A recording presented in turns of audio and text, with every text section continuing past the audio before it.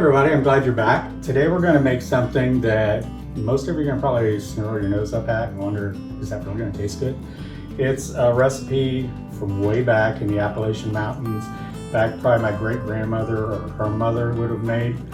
Back then they didn't want to waste anything because there wasn't a lot of food. They didn't have things.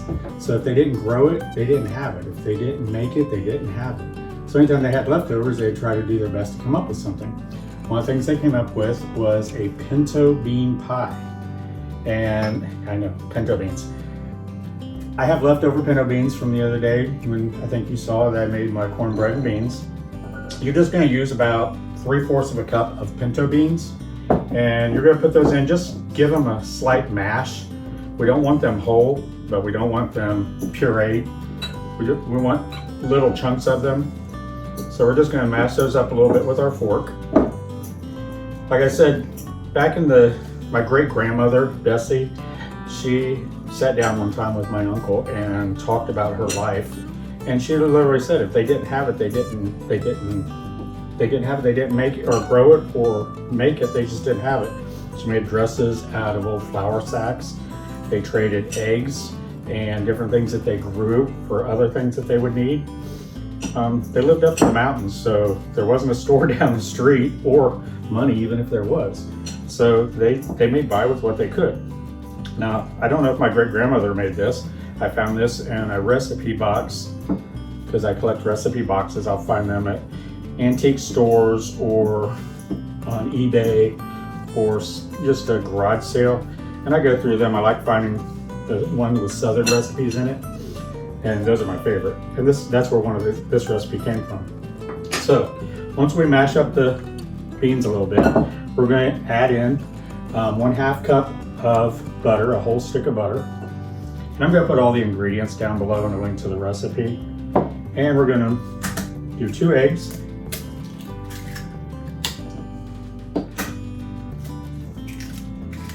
And one of the things that they didn't probably have that I added to this, because I just wanted to add some to the flavor, is coconut.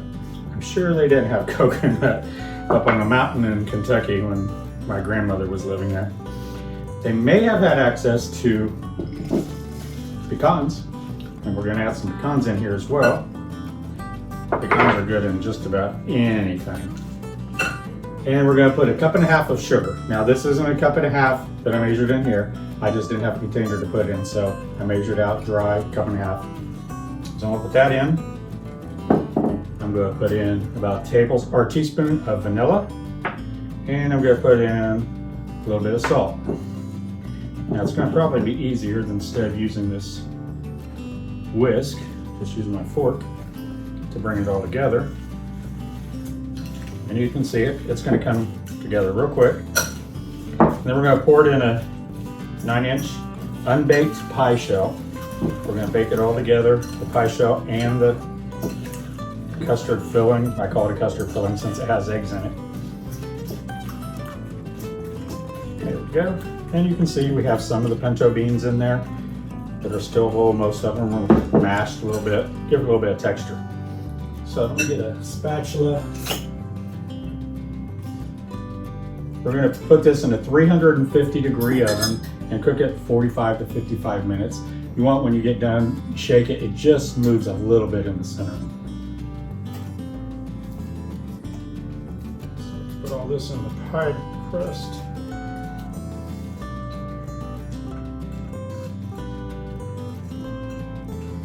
Not waste any of that sugar. It'll be very sweet. Put 1.5 cups of sugar in there. And when it bakes, it's actually going to make like a thin crust layer on top of crunchy, sugary goodness. So I'm going to put this in the oven at 350. I'll be back when I take it out and we'll go from there.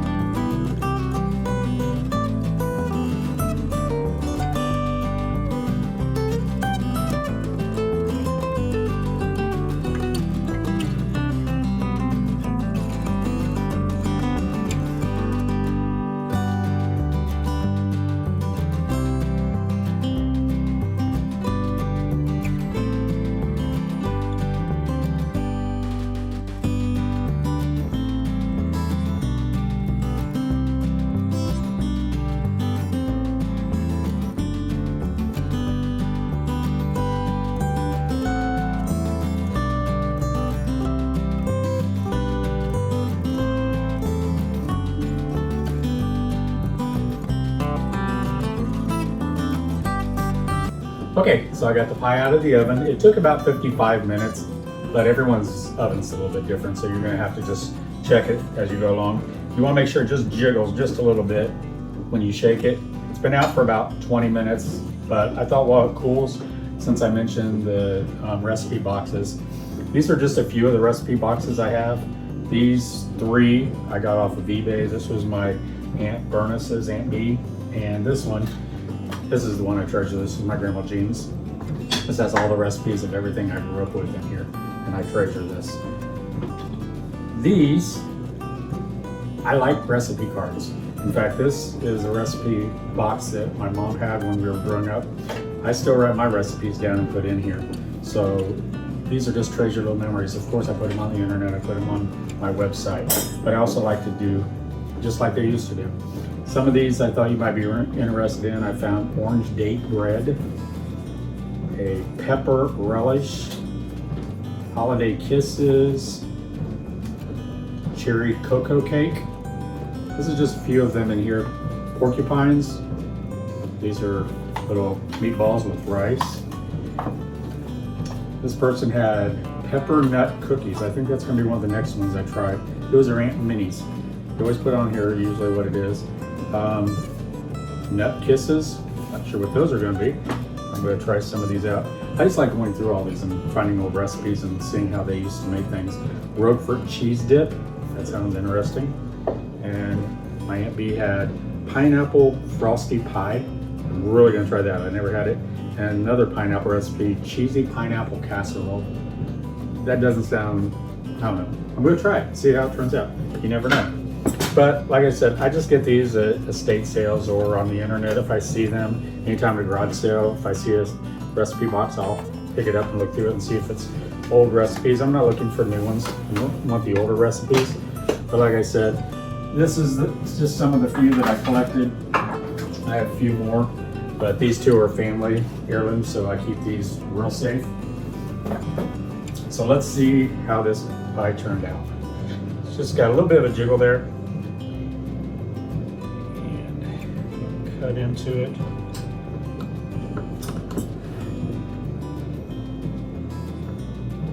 Did I let it sit long enough? Looks like I did. All right. Now let's see if I can fish it out of there. The first piece is always the hardest.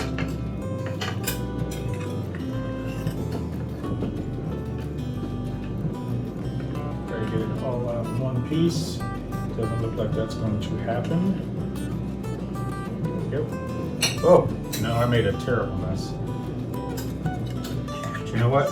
Like I said, the first piece is always a disaster. But what matters is the taste. So I'm going to get this out. Give it a try here and see how it is.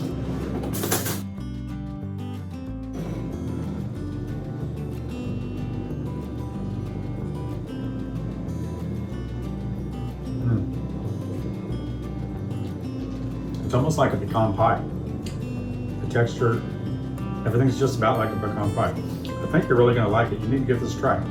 Like I said, I'll put the recipe down below, a link to it, and the ingredients down below on YouTube. Give it a try and tell me what you think. Have a good day.